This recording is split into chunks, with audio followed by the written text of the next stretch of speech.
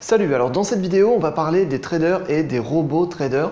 Donc on me pose souvent la question, est-ce que le trading c'est pas mort, est-ce que c'est pas fini à cause des robots? Parce que sur les marchés financiers, il y a de plus en plus de robots, il y a de plus en plus d'algorithmes qui interviennent du coup sur les marchés. Et donc on dit souvent que le trading, c'est fini, c'est la mort du trading. On doit arrêter le trading parce qu'il y a les robots et les robots vont remplacer les traders et donc finalement le trading c'est fini. Je sais qu'il y a beaucoup cette pensée qui arrive et puis en plus c'est relayé pas mal dans les médias, simplement parce que ça fait du clic, de dire que c'est la fin des traders, c'est la mort du trading finalement à cause des robots. Et donc dans cette vidéo, je vais te donner mon point de vue, moi qui fais du trading en indépendant depuis maintenant plusieurs années, donc je connais le trading, c'est mon domaine d'expertise et donc simplement je vais te donner mon point de vue là-dessus. Je sais qu'il y a beaucoup de robots qui interviennent sur les marchés, mais je sais aussi qu'il y a beaucoup de personnes, d'humains simplement, qui interviennent sur les marchés. Donc voilà, dans cette vidéo, je vais t'expliquer et je vais te donner 4 critères qui font que, à mon avis, les robots de trading ne sont pas prêts de remplacer les humains sur les marchés, surtout pour les décisions les plus importantes. Pour moi, il y a 4 éléments essentiels et les robots remplaceront uniquement les êtres humains sur les marchés financiers à condition qu'ils remplissent ces 4 critères que je vais t'expliquer justement dans cette vidéo. Donc le premier élément pour moi, c'est la confiance. C'est-à-dire que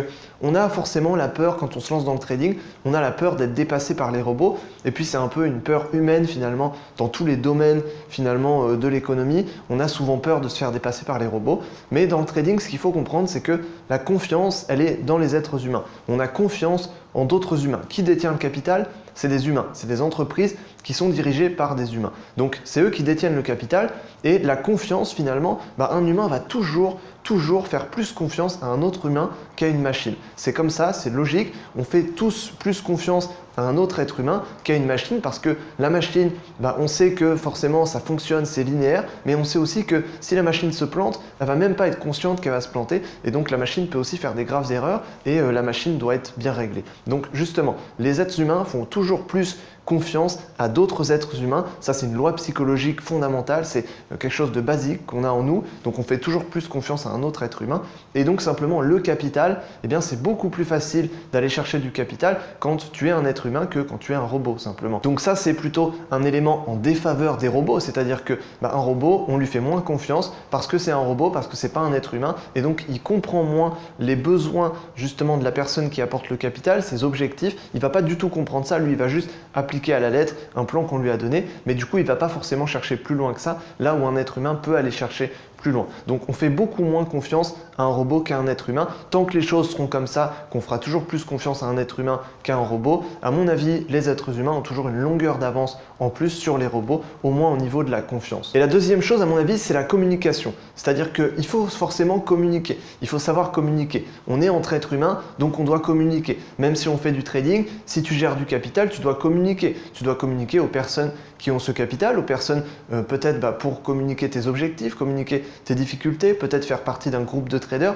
et donc on doit communiquer. Un robot, logiquement, il ne communique pas, ou en tout cas, il ne communique pas avec des êtres humains. Or, toutes les décisions les plus importantes, tout le capital, il est aux êtres humains. Donc c'est beaucoup plus compliqué finalement pour un robot de communiquer, de se faire comprendre, il ne comprend pas finalement les besoins de l'être humain. Donc un être humain va toujours être plus apte à communiquer à un autre être humain, et donc simplement dans cette logique, celui qui a du capital, peut-être que si tu traînes un capital qui n'est pas à toi, tu dois rendre des comptes, tu dois montrer que tu es performant, tu dois montrer des preuves que tu es performant, que tu es rentable, que tu t'y connais, et donc simplement pour montrer des preuves comme ça, il faut communiquer. Il faut communiquer dans les fonds d'investissement, même s'il y a des robots, il y a des êtres humains, parce que la communication, forcément, c'est toujours des êtres humains qui font la communication, qui communiquent aux clients, dans les banques, dans les fonds d'investissement, il y a toujours des êtres humains. Et ces êtres humains, toute la partie communication, c'est eux qui la font à 100%, parce que les robots ne savent pas communiquer, ils ne se font pas comprendre de la même manière. Donc voilà, toute la partie communication et la partie explication, c'est toujours des êtres humains, et ça c'est important puisque on fait toujours plus confiance à des êtres humains, bien sûr. Et ensuite, un autre élément qui est souvent oublié, c'est qu'on dit que les robots sont meilleurs parfois en trading pour prendre des positions parce qu'ils peuvent prendre des positions beaucoup plus rapidement qu'un humain. Et ça, c'est logique. Finalement, un robot peut prendre peut-être 10 positions en moins d'une seconde, là où un être humain ne peut pas le faire, forcément, c'est évident. Donc, le robot est meilleur dans certains aspects, mais du coup, il faut aussi considérer que l'être humain est meilleur sur d'autres aspects. Et ça, souvent, on ne nous le dit pas. On nous dit souvent que les robots sont meilleurs sur certains aspects, donc ils vont remplacer les êtres humains.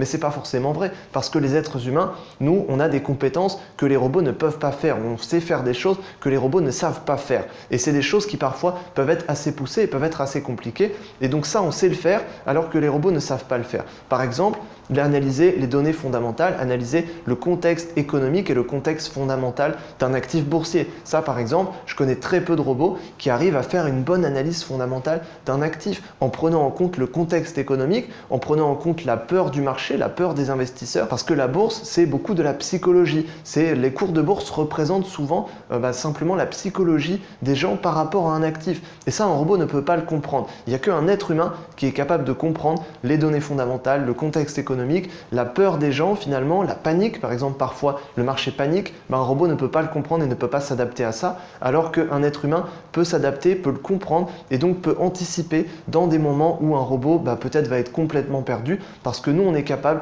de voir le contexte, on est capable de voir la peur, de voir la panique, de voir des chiffres économiques fondamentaux que le robot peut-être ne va même pas prendre en compte ou ne peut pas prendre en compte. Donc on a des avantages par rapport au robot et il faut en tirer profit, je pense, et c'est comme ça qu'on va ne pas se laisser dépasser finalement par les robots. C'est en faisant des choses qu'on peut nous uniquement faire et que les robots ne savent pas faire. Ils sont meilleurs sur certains aspects alors qu'ils travaillent sur les aspects sur lesquels ils sont meilleurs et nous, on est meilleurs sur d'autres aspects, alors travaillons sur ces aspects-là où on est meilleur. Et puis enfin, pour moi, le dernier critère, c'est qu'il ne faut pas oublier que les robots sont créés par des humains.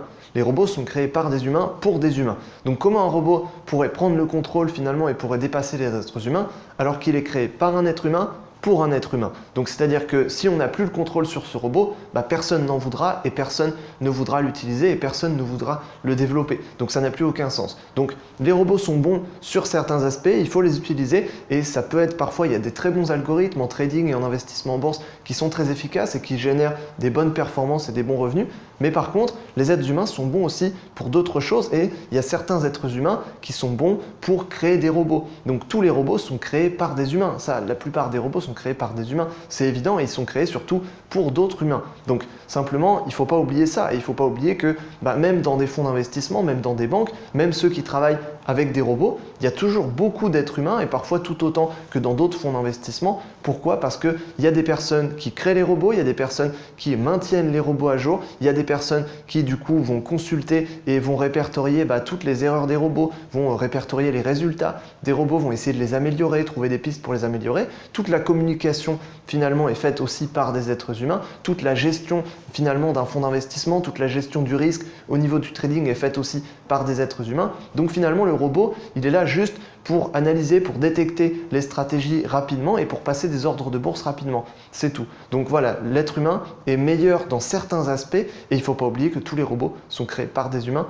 pour des humains. Donc les robots ne remplaceront pas le trading. Simplement, forcément, ça a eu un impact quand c'est arrivé sur le marché, quand les robots ont commencé à se développer, parce que du coup, ils ont fait des choses qu'avant les êtres humains faisaient, mais ils le faisaient mieux que des êtres humains. Donc finalement, on a pris ces êtres humains et on leur a dit, écoutez, on a des robots qui font mieux que ce que vous faisiez avant. Par contre, vous pouvez faire autre chose. Vous pouvez développer des robots, vous pouvez faire de la gestion de risque, vous pouvez analyser ces résultats. Et donc là, vous allez être meilleur parce qu'il n'y a que vous qui pouvez le faire. Donc simplement, je sais qu'il y a beaucoup cette peur de se faire dépasser par les robots, par les algorithmes et de dire que le trading, c'est fini, que c'est la fin de la finance, du trading, de l'investissement en bourse. Mais pas du tout, pas du tout. On peut investir en bourse à long terme, mais on peut aussi faire du trading court terme. Ça rapporte plus et c'est pas parce qu'il y a des robots sur le marché qu'on ne peut pas le faire manuellement.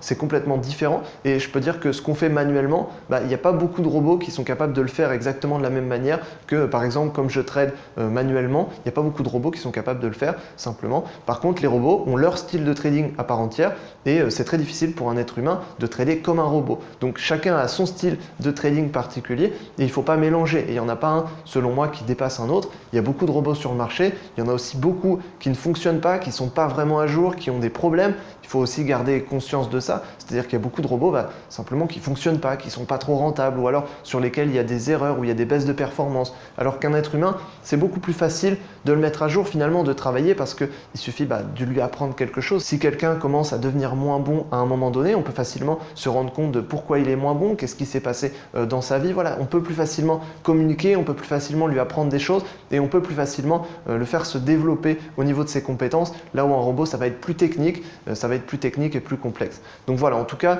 les robots, il y en a qui fonctionnent, j'en ai vu qui fonctionnaient très bien au niveau du trading, mais c'est des types de trading qui ne sont pas réplicables pour un être humain. Et en tout cas, je connais pas mal de traders, puis moi aussi je fais du trading, ça fonctionne, ma stratégie fonctionne, et pourtant, si je l'appliquais à un robot, je pense que ça ne fonctionnerait pas exactement de la même manière. Il faudrait changer un petit peu la stratégie, parce que ce que fait un être humain, c'est pas réplicable sur un robot, et ce que fait un robot n'est pas réplicable sur un être humain. C'est vraiment deux types de trading différents, et selon moi, il n'y a pas les robots qui dépassent les êtres humains, c'est complètement deux choses différentes simplement, et donc on peut tout à fait trader en indépendant, on peut tout à fait se lancer aujourd'hui. Voilà, c'est pas une crainte à avoir, je pense. En tout cas, il y avait aussi cette crainte quand je me suis lancé au début. Aujourd'hui, je fais du trading, je suis indépendant grâce au trading. Donc voilà, il y a aussi toujours des personnes qui ont cette crainte, je le sais, mais je pense que c'est une crainte qui n'est pas vraiment fondée parce qu'il y a plein d'éléments qui font que les êtres humains sont meilleurs sur d'autres aspects et les robots sont meilleurs aussi sur d'autres aspects. Donc voilà, en tout cas, dans cette vidéo, j'espère que je t'ai aidé. Il ne faut pas avoir cette crainte des robots qui vont dépasser